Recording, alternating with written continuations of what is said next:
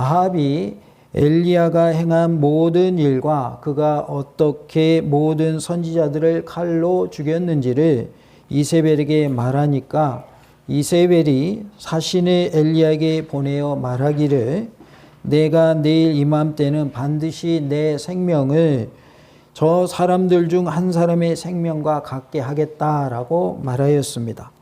엘리야가 이 형편을 보고 일어나서 자기의 생명을 위해서 도망하여 유다에 속한 브엘세바에 이르러서 자기의 사환을 그곳에 머물게 하고 자기 자신은 광야로 들어가서 하룻길쯤 가서 한 노랫나무 아래에 앉아서 자기가 죽기를 원하여서 말하기를 여호와여 넉넉하오니 지금 내 생명을 거두시옵소서 나는 내 조상들보다 낫지 못하니이다 하고 로뎀나무 아래에 누워서 잘 때에 천사가 그를 어루만지면서 그에게 이르기를 일어나서 먹으라 라고 하였습니다. 1절부터 5절의 내용입니다. 보니까 머리맡에 숯불에 구운 떡과 한 병 물이 있었습니다. 이에 먹고 마시고 다시 누웠더니 여호와의 천사가 또다시 와서 어루만지면서 말하기를 일어나 먹으라 내가 갈 길을 다 가지 못할까 하노라 라고 하였습니다. 이에 일어나 먹고 마시고 그 음식물의 힘을 의지하여서 40주 40야를 가서 하나님의 산 호렙에 이르게 됩니다. 6절부터 8절의 내용입니다. 하나님의 산 호렙은 신의 산을 말하고 있습니다. 신의 산을 우리가 호렙산 이렇게도 부르는데요. 이제 엘리야가 호렙산에 이르게 되는데 여호와께서 엘리야에게 이르시되 내가 이스라엘 가운데 어떻게 하시겠다고 하셨는가 살펴보므로 큰 은혜가 임하는 복된 시간 될 줄로 믿습니다. 내가 이스라엘 가운데에 7,000명을 남길 것이다 라고 말씀합니다. 18절 말씀 다 같이 하나님 말씀 받겠습니다. 그러나 내가 이스라엘 가운데에 7,000명을 남기리니 다 바알에게 무릎을 꿇지 아니하고 다 바알에게 입맞추지 아니한 자니라. 아멘. 내가 이스라엘 가운데 7,000명을 남기겠다라고 하신 말씀은 바알을 섬기지 않는 7,000명을 남기겠다고 하신 말씀입니다. 즉 우상을 숭배하지 않는 7,000명을 남기시겠다라고 하신 말씀인 것이지요. 우리도 우상을 섬기지 않는 7,000명이 되고 또한 하나님만 섬기는 7,000명이 되는 은혜가 있기를 원합니다. 다 같이 봅시다. 우상을 섬기지 않는 7,000명이 되고 하나님만 섬기는 7,000명이 됩시다. 우리가 우상을 섬기어서는 안 된다. 하나님만 섬겨야 한다라는 것을 말씀을 통해 알 수가 있습니다. 하나님께서 남기시는 7,000명 안에 우리 모두가 포함될 수 있기를 원합니다. 그러면 7,000명이 전 세계적으로 7,000명이 뽑힌다고 그러면 7,000명이 남는다고 그러면 전 세계 인구로 봐서 많아요, 적어요? 적죠. 그래서 이 7,000이라는 숫자는 상징적인 수다 이렇게 볼 수 있겠습니다. 하나님이 남기신 자, 신실한 자, 믿음이 좋은 자가 다 되시기 바랍니다. 7,000명을 남기리니 라고 하셨는데 남긴다는 이 말은 대단히 의미심장한 말입니다. 원래 신정국가인 이스라엘의 정치적 운명은 여호와 하나님께 대한 백성들의 신앙에 좌우되었습니다. 신정국가라고 하는 것은 누가 다스리는 국가를 말할까요?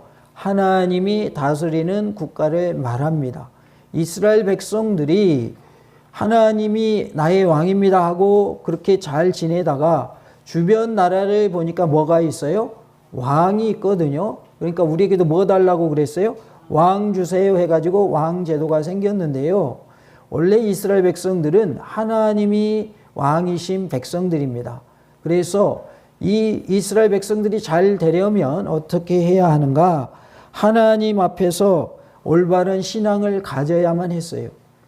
인간적인 왕을 세웠다 할지라도 여전히 하나님의 백성들이기 때문에 하나님의 백성으로서 믿음으로 살아야만 그들이 복을 받는 그러한 위치였다라는 것을 알 수가 있습니다. 그래서 이스라엘의 정치적인 운명은 누구에게 달려 있는가? 하나님께 달려 있는데 그 하나님에 달려 있는 그 내용은 이스라엘 백성들이 어떻게 하나님을 믿는가에 따라서 그것이 갈려졌다라는 거예요. 그래서 우리나라도 마찬가지다라는 것을 알 수가 있습니다. 우리가 하나님의 말씀대로 바로 설 때에 이 나라도 하나님이 책임져 주실 줄로 믿습니다. 우리가 나라를 위해서 기도할 때인 줄로 믿습니다. 하나님의 은혜 가운데 우리가 하나님의 뜻을 구하고 하나님의 뜻 가운데 나라가 속히 안정될 수 있도록 기도해야 할 줄로 믿습니다. 출애굽기 19장 5절 6절에 세계가 다 내게 속하였나니 너희가 내 말을 잘 듣고 내 언약을 지키면 너희는 모든 민족 중에서 내 소유가 되겠고 너희가 내게 대하여 제사장 나라가 되며 거룩한 백성이 되리라. 너는 이 말을 이스라엘 자손에게 전할지니라 라고 말씀하고 있습니다. 하나님의 말씀을 잘 듣고 하나님의 언약을 지키면 우리는 모든 민족 중에서 누구의 소유가 될까요? 하나님의 소유가 됩니다. 우리가 하나님께 대하여 제사장 나라가 되고 또한 거룩한 백성이 된다라고 말씀을 하고 있어요. 그래서 우리는 하나님의 말씀을 잘 듣고 하나님의 언약을 잘 지키는 자가 되어야 할 줄로 믿습니다. 하나님의 소유가 된다고 하는 것은 복일까요? 저주일까요?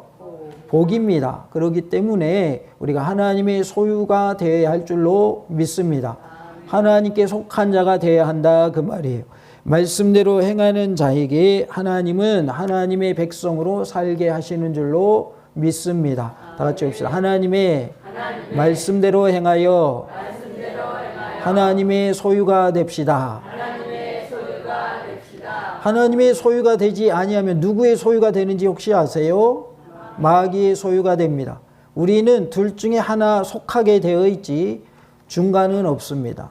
천국과 지옥도 마찬가지입니다. 천국이면 천국만 갈 수 있지 천국과 지옥 둘 다 갈 수도 없고 중간 단계도 없습니다. 그렇기 때문에 둘 중에 하나다라는 것을 알 수가 있어요. 우리는 하나님의 소유가 되고 하나님의 제사장 나라가 되고 거룩한 백성이 되어야 할 줄로 믿습니다. 따라서 극도로 타락하고 혼미한 시대는 하나님의 심판과 파멸을 불러올 것이 자명하다라는 것을 알 수가 있어요.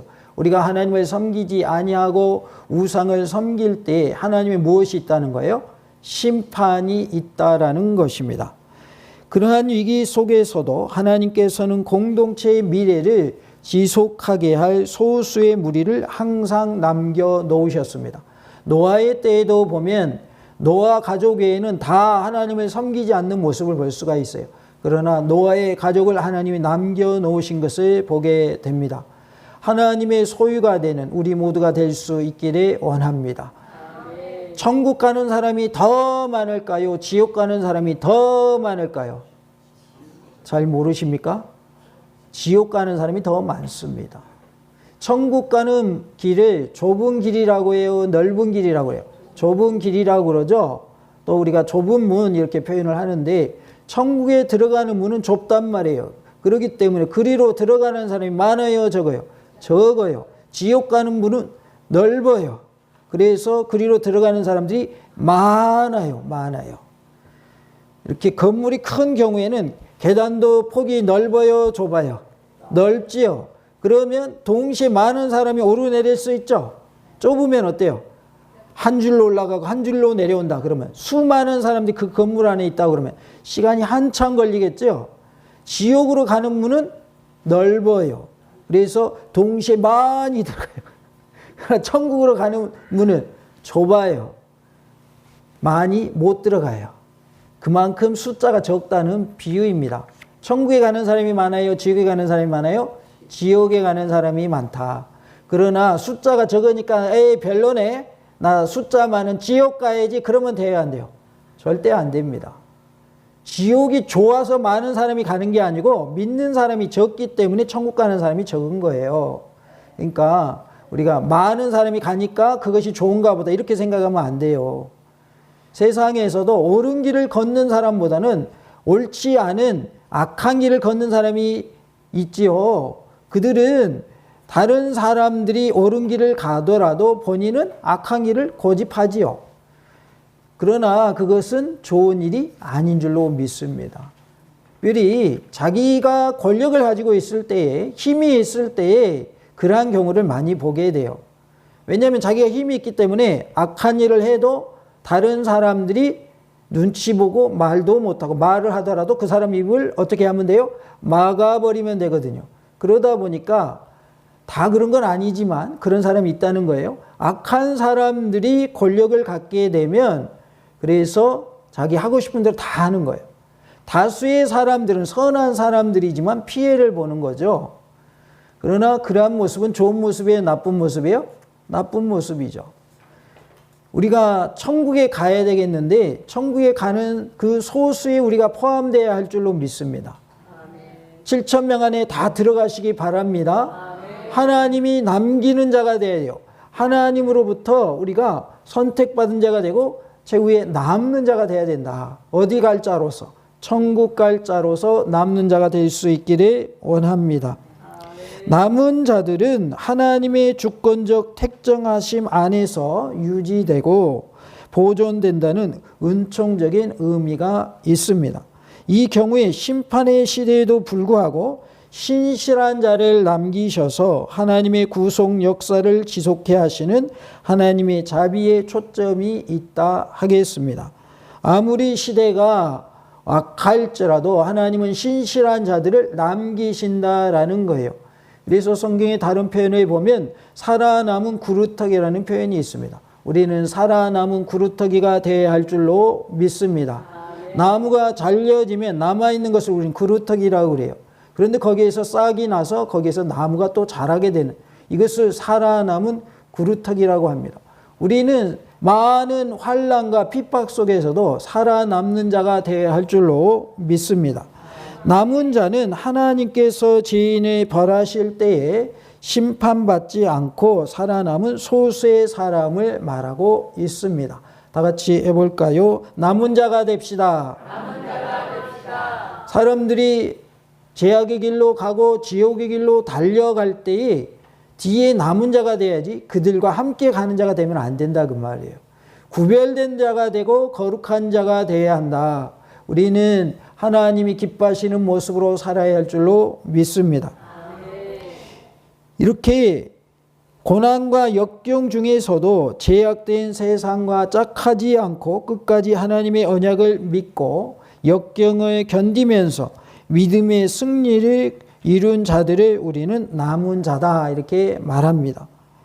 그러나 하나님께서 이런 소수의 의로운 자들을 남겨두시는 이유는 1차적으로 그들의 구원에 있지만 한 걸음 더 나아가 이들 의로운 자들을 통해서 하나님의 구속 역사를 계속해서 이루어 가시려는데 그 궁극적인 목적이 있습니다. 그래서 신실한 자를 남겨두시는 이유는 그 사람이 구원받게 하시는 것이 첫 번째요. 두 번째는 그 사람을 통해서 하나님의 구속 역사가 계속 이어지게 하시기 위함이다라는 거예요. 다시 말하면 나를 통해서 믿지 않는 사람들이 구원받게 하시려고 많은 믿지 않는 자 중에서 나를 예수님 믿게 하셨다 그 말이에요. 그래서 나를 구원하시기 위함이 첫 번째라면 두 번째는 나로 인하여 많은 사람들이 구원받게 하시기 위해서 나를 하나님의 자녀 삼아주신 줄로 믿습니다. 이스라엘 역사 가운데 대표적인 신뢰를 살펴보면 대홍수 가운데서 살아남은 노아의 가족이 있습니다. 창세기 6장 5절부터 8절을 통해서 노아의 가족을 보게 되고요. 바로의 남아 대학살에서 살아남은 모세의 모습을 출애굽기 2장에서 볼 수가 있어요. 모세는 2살 이하의 남아는 다 죽이라 할 때 살아남았죠. 출애굽 1세대로서 광야에서 살아남은 사람은 2사람밖에 없었습니다. 1세대들은 다 죽었는데 가나안 땅에 들어간 사람은 누구와 누구밖에 없었어요? 여호수아와 갈렙밖에 없었습니다. 지도자인 누구도 죽고 말았어요? 모세도 죽고 말았어요. 그래서 모세는 가나안 땅에 들어갔어요? 못 들어갔어요? 못 들어갔습니다. 여호수아와 갈렙만 들어갔어요. 출애굽 1세대 중에는 2사람만 가나안 땅에 들어갔고 나머지는 광야 생활을 하면서 태어난 2세들인 거예요. 그렇기 때문에 하나님이 1세대 중에서도 2사람은 남겨놓으셨더라라는 것을 알 수 있습니다. 아합의 여호와 신앙 말살 정책 때에 바알에게 무릎을 꿇지 않은 7,000명의 성도가 있었습니다. 그것이 바로 열왕기상 19장 18절 말씀, 오늘의 본문 말씀입니다. 남유다가 바벨론에 멸망당할 때 하나님께서 남겨두신 자가 있었다라고 말씀을 합니다. 이사야 10장 20절과 미가서 2장 12절 13절 등에 말씀하고 있습니다. 사도 바울은 환난과 역경 중에도 끝까지 믿음을 지키면서 구원을 대망하는 자를 가리켜 남은 자다 이렇게 정의했습니다. 로마서 9장 27절에 또 이사야가 이스라엘에 관하여 외치되 이스라엘 자손들의 수가 비록 바다의 모래 같을지라도 남은 자만 구원을 받으리니 라고 말씀을 합니다. 이사야서의 말씀을 인용해서 이스라엘 백성이 바다의 모래와 같을지라도 누구만 구원받는다? 남은 자만 구원받는다. 택함 받은 자, 신실한 자, 믿음을 지키는 자만 무엇이 있습니까? 구원이 있습니다. 다 같이 봅시다. 남은 자가 되어서 구원받읍시다. 우리 모두가 구원의 은혜를 입는 은혜가 있기를 원합니다. 그러나 이 모든 것은 사람의 능력이 아닌 오직 하나님의 구원하시는 은혜로서만 가능한 것을 보게 됩니다. 한편 18절에서 7,000명은 실제의 수가 아닌 상징적인 수로 받아들이는 것이 보통인데요. 즉 이것은 완전수인 7의 배수로서 미래의 역사를 담당하기에 충분한 숫자가 남아 있음을 의미하고 있습니다. 그래서 많은 지옥에 가는 사람들 가운데에서 그 가운데에서 예수님을 믿는 자가 남아있게 하시더라라는 것을 알 수가 있어요. 세상이 아무리 악해도 그 가운데 하나님이 남겨주신 의인 7,000명이 있다는 사실을 기억하시기 바랍니다. 저 북한 땅에도 복음을 전하여 듣고 예수님 믿는 사람이 있다고 그래요? 없다고 그래요? 있다고 그러죠. 저 중국에도 예수님을 믿는 사람이 있을까요? 없을까요? 있습니다. 이처럼 하나님을 믿지 못하도록 핍박하는 나라에서도 예수님을 믿는 자들이 있다는 사실입니다. 하나님은 이렇게 어두운 세상 속에서도 죄악 세상 속에서도 하나님을 믿는 자를 남겨두신다라는 사실을 기억하시기 바랍니다. 내가 이스라엘 가운데 바알을 섬기지 않는 7,000명을 남길 것이라고 말씀하십니다. 하나님은 심판의 시대에도 불구하고 신실한 자를 남기셔서 하나님의 구속 역사가 지속되게 하십니다. 끝까지 남은 자가 되어서 신실한 하나님의 일꾼으로서 하나님의 구속 역사를 이루어가고 지속되게 하는 일에 크게 쓰임받는 은혜가 있기를 간절히 원합니다. 바알에게 무릎 꿇지 않는 7,000명, 우상에게 절하지 않는 7,000명이 다 되시기 바랍니다. 우리가 명제를 당하면 믿지 않는 분들은 제사를 지내게 되지요. 안 믿는 분들은 예수님 믿는 사람들을 이해를 하지를 못합니다. 왜냐하면 제사 지내지 않기 때문입니다. 그러면서 그분들이 하시는 말씀 중에 하나가 너희들은 조상도 없냐? 조상도 모르냐? 이렇게 말씀하시더라고요. 우리 기독교가 가장 효를 강조하는 종교임을 아십니까? 기독교는 살아계실 때 잘 섬기라고 말씀합니다. 죽은 다음에 제사상 차려드려라 그렇게 말하지 않습니다. 실제로 죽은 조상이 제사상 차려놓으면 와서 먹을까요? 못 올까요? 잘 모르세요? 무덤에 묻혀있는 그 조상이 오냐고요? 안 와요. 근데 그분들은 뭐라고 생각하냐면 죽은 홀령이 온다라고 생각해요. 홀령이 오는 게 아니에요. 귀신이 오는 겁니다. 귀신은 죽은 조상의 영이 아닙니다. 마귀의 쫄병입니다. 그게 귀신이에요.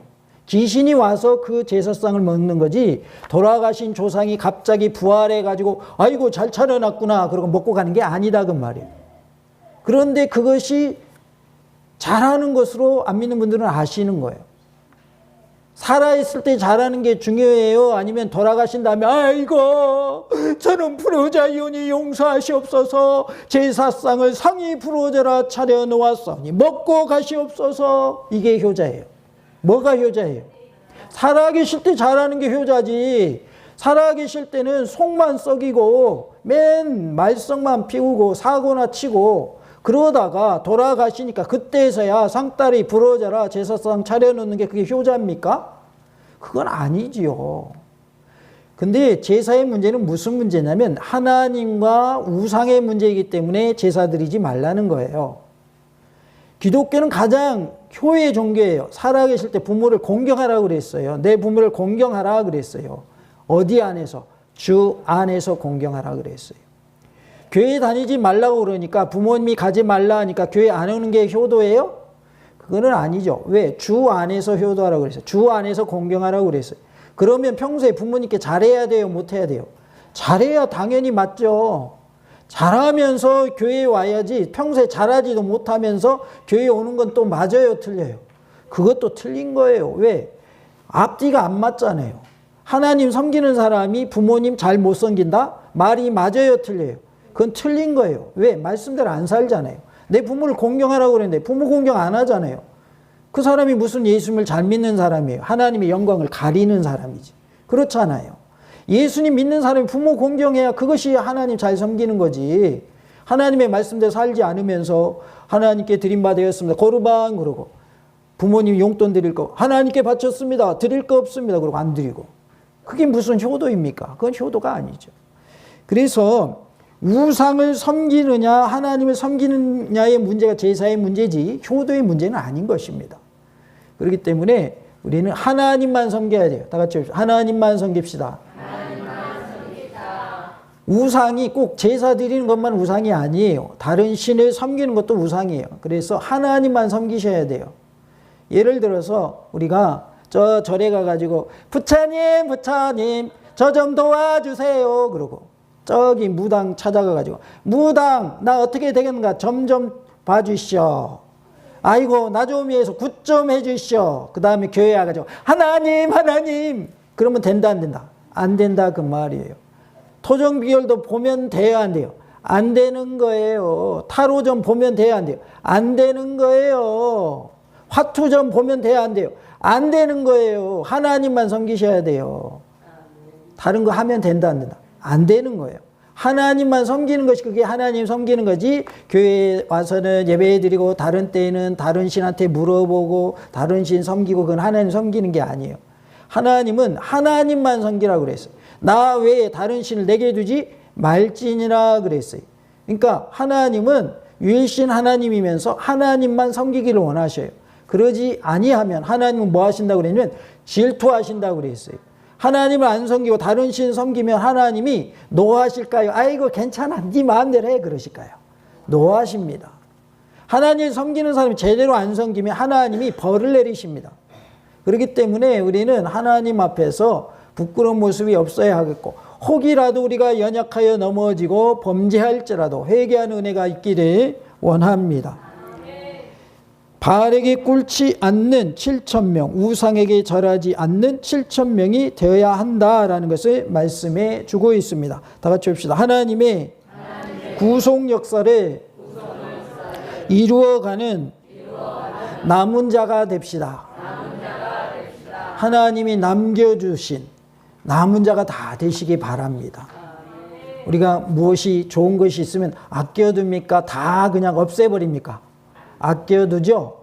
특히나 종자, 씨앗, 이번에 먹고 끝내 그럽니까? 아니면 굶어도 종자는 남겨놓습니까?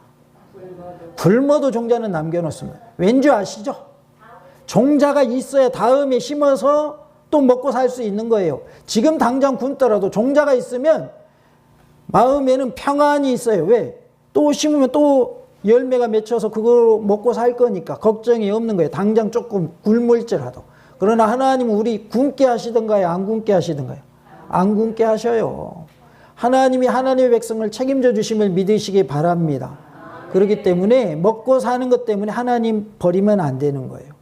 굶을지라도 다시금 하나님 회복의 은총을 주신다 그 말이에요. 하나님은 좋으신 하나님이시지 나쁜 하나님 아닙니다. 그렇기 때문에 우리가 하나님만 믿고 사는 삶이 되기를 간절히 원합니다. 내가 이스라엘 가운데 바알을 섬기지 않는 7,000명을 남기신다고 했습니다. 이 시대에 하나님이 남기시는 7,000명이 다 되시기를 간절히 원합니다. 할렐루야.